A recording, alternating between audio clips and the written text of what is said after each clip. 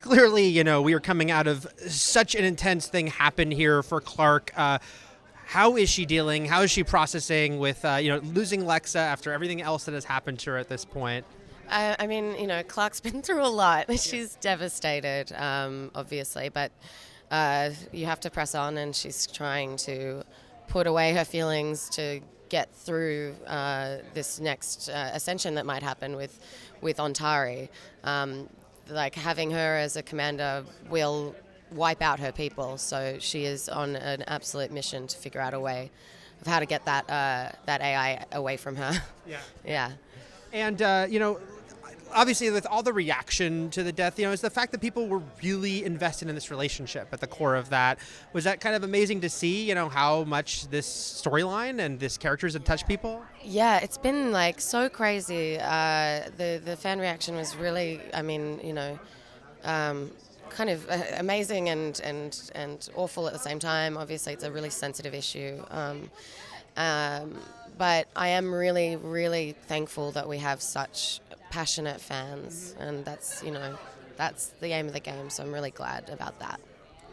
Right now, Clarke has been gone from Arcadia for a while. Well, she made one little return there, but the fact is she's both trying to deal with the situation in Polis while protecting her people. Might she be sooner or later returning back and actually, physically reuniting with everyone else? Yeah, I mean, I think that's probably like not a spoiler to say that she'll definitely find them again at some point soon. But it's not going to be under the best circumstances. So yeah, I think it'll be really interesting to see why.